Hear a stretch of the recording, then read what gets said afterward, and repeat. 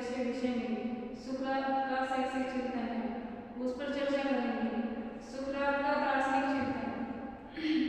सुकरात का जन्म 469 ईस्वी पूर्व यूनान ग्रीस देश के प्रसिद्ध नगर राज्य एथेंस में हुआ था और इनके पिता एक मूर्तिकार थे और माता दाई का कार्य करती थी और इन दोनों की कुल मिलाकर केवल इतनी ही आय थी कि 2 जून की रोटी में नसीब हो। परिणामतः हमारे सुकरात स्कूली शिक्षा का लाभ नहीं उठा पाए थे और बड़े ही मेधावी थे। इन्होंने स्वयं के प्रयत्न से ही पढ़ना लिखना सीख लिया था और थोड़ा बड़ा होने पर आपने अपने पिता की इच्छा अनुसार मूर्तिकार का कार्य करना प्रारंभ भी कर दिया था। उस समय एथेंस के लोग शारीरिक स्वस्थ और सुंदर के प्रति बड़े सचेत रहते थे और भौतिक सुख भोग की ओर भी प्रवृत्त थे। सुकरात की परिस्थिति इसके एकदम प्रतिकूल थी। ये शरीर से नाटे व गहरे थे और ऊपर से मोटे मोटे होठ वाले थे। देखने में क्रूर कहे जाते थे। शरीर संवारने के लिए इनके पास कीमती वस्त्र भी नहीं होते थे। भौतिक सुख साधनों को प्राप्त करने का तो कोई प्रश्न ही नहीं उठता है। इनके लिए इनकी परिस्थितियां इन्हें चिंतन करने के लिए विवश करती थी। इन्होंने देखा कि उस समय एथेंस के लोग सांसारिक जो सुख होते हैं उनके पीछे दौड़ रहे हैं और उन्हें प्राप्त करने के लिए एक और देवी देवताओं की पूजा करते हैं तो दूसरी ओर कुछ भी करने से नहीं छूटते हैं। किसी भी प्रकार का कार्य हो वह सांसारिक सुख भोगने के लिए प्राप्त करने के लिए उसे करने के लिए तत्पर रहते थे। नैतिक हो अनैतिक हो या फिर अच्छे बुरा किसी भी तरह का कोई भी कार्य हो उसे करने में वह तत्पर रहते थे।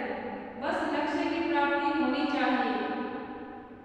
सुकरात के मन की चिंतन की धारा प्रवाहित हो उठी और उन्हें न्याय अन्याय, नैतिक अनैतिक और इन सब में अच्छे बुरे का जो भेद है वह स्पष्ट दिखाई देने लगा था। अब ये एथेंस के किसी सार्वजनिक स्थान पर युवकों को घेर कर खड़े हो जाते और उनसे इन विषयों पर प्रश्न करते, वाद विवाद करते और उन्हें सत्य की खोज की ओर प्रवृत्त करने लगे थे। नैतिक विषयों के अतिरिक्त धर्म, वाद विवाद, राजनीतिक, युद्ध काव्य, मित्रता, विवाह आदि ऐसे विषय थे जिन पर ये चर्चा करते थे, वाद विवाद करते थे, अपने विचारों को उस गुटों में खड़े हुए व्यक्तियों तक पहुंचाते थे। एथेंस के युवक चौराहों पर खड़े होकर उनकी प्रतीक्षा करने लगे। वह काफी लोगों में अब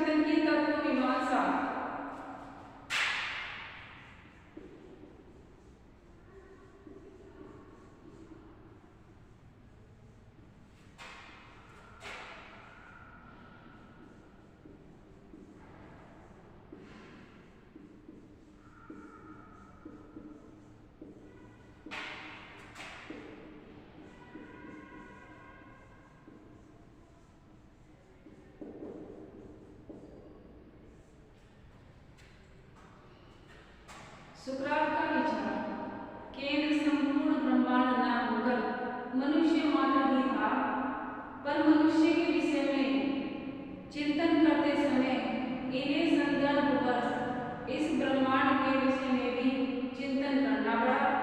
इन्हें लगा कि मनुष्य और इस सृष्टि का कोई तो कर्ता अवश्य है, जो इस पूरी सृष्टि को चलाता है, इसका पालन पोषण करता है। उस कर्ता के स्थान पर अपने समय के देवी देवताओं की फौज में इनका विश्वास नहीं था और अपने ईश्वर की व्याख्या तो नहीं कर पाए, परंतु उसे सर्वज्ञ के रूप में प्रतिष्ठित अवश्य इन्होंने कर दिया।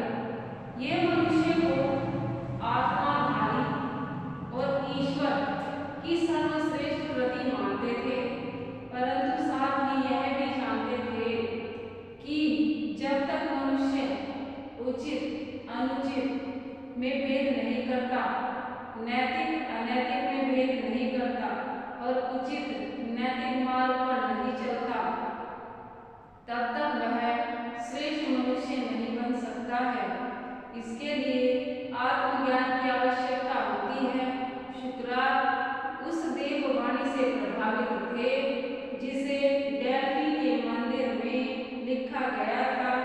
यह देववाणी थी कि मनुष्य तुम अपने आप को जानो, इसलिए ये कहा करते थे, अपने आप को जानो और स्वयं को पहचानो, और यह सब तुम ज्ञान प्राप्त करने के बाद ही कर सकते हो। अतः शिक्षा ग्रहण करो और अपने विचारों को बढ़ाओ और आधुनिकता की ओर चलो। सुकरात के दार्शनिक चिंतन का ज्ञान एवं तर्क मीमांसा।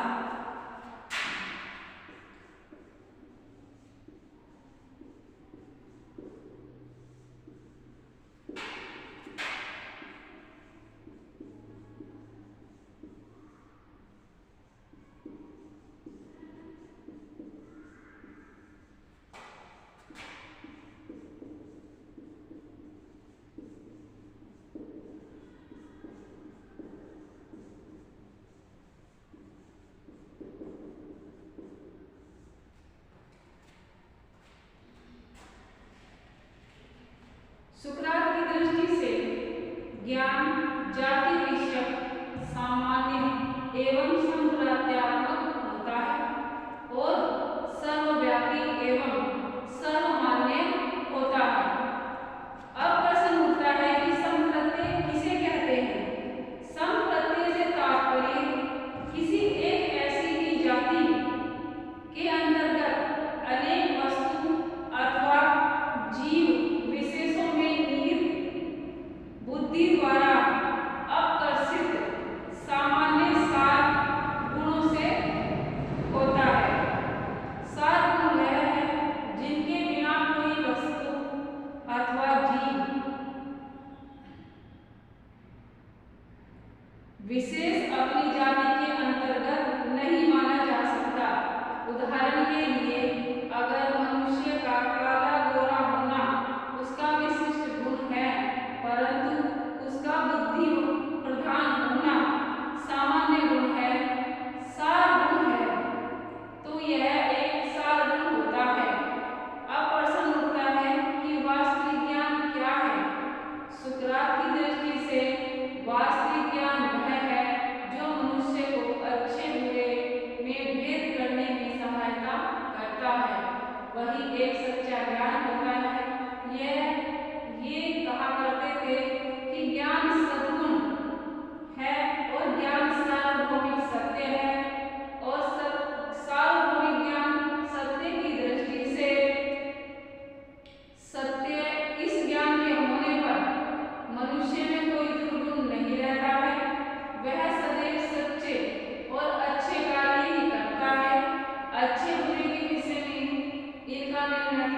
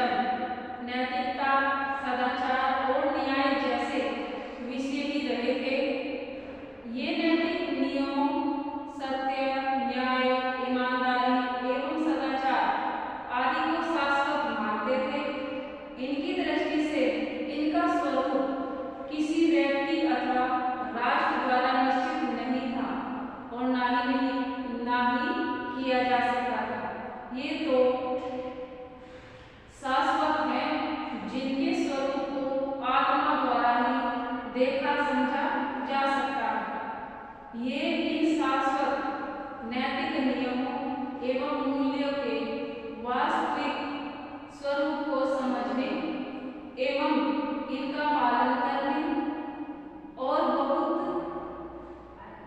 इस सच्चे ज्ञान को प्राप्त करने की जो आचरण पूंजी है उसे मानते थे मन की तृप्ति। और इनका जब तक मनुष्य को सच्चा ज्ञान नहीं होता वह बाह्य सुखों की ओर ही दौड़ता रहेगा और भौतिक सुख प्राप्ति की जो तृष्णा है उससे दुखी होता रहेगा। सच्चा ज्ञान होने का वह नैतिक नियम एवं मूल्यों का पालन करेगा और आंतरिक सुख की अनुभूति भी तभी करेगा। इनकी दृष्टि से आंतरिक सुख ही वास्तविक सुख होगा और आत्मा की अनुभूति ही सच्चा सुख होगा। सुकरात का शैक्षिक चिंतन।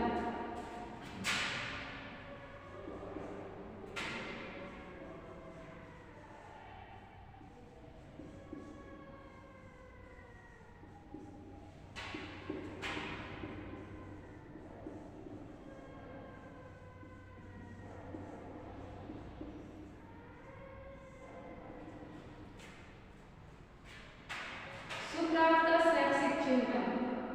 सुकरात ने तो किसी विद्यालय में न तो शिक्षक रहे और न ही इन्होंने शिक्षा के विषय में कुछ लिखा है, परंतु ये अपने समय के युवकों को जिस सत्य ज्ञान की खोज की ओर प्रवृत्त करते थे और उसके लिए जिन भिन्न भिन्न रीतियों को अपनाते थे उन्हीं के आधार पर इनके शिष्य प्लेटो ने इनके शैक्षिक विचारों को प्रस्तुत किया है। यहाँ सुकरात के शैक्षिक विचारों का क्रमबद्ध वर्णन प्रस्तुत किया गया है। जैसे शिक्षा के संप्रत्यय,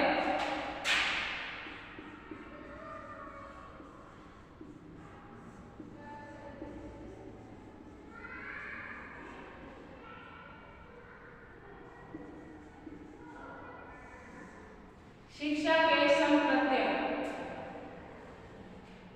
सुकरात को अपने समय की औपचारिक शिक्षा प्राप्त करने का अवसर नहीं मिला था। उसी की अच्छाइयां बुराइयों से वह किसी भी प्रकार से परिचित नहीं थे। इन्होंने अपने जीवन में सबसे अधिक बल ज्ञान की प्राप्ति और नैतिक नियमों को समझने एवं उनका पालन करने पर दिया था। इसलिए उसके आधार पर यह कहा जा सकता है कि सुकरात के अनुसार वास्तविक शिक्षा वह है जो व्यक्ति को वास्तविक ज्ञान कराए, उसमें सद्गुणों का विकास करे और उसे जीवन के सच्चे मूल्यों को प्राप्त करने में सहायक साबित हो। शिक्षा के उद्देश्य।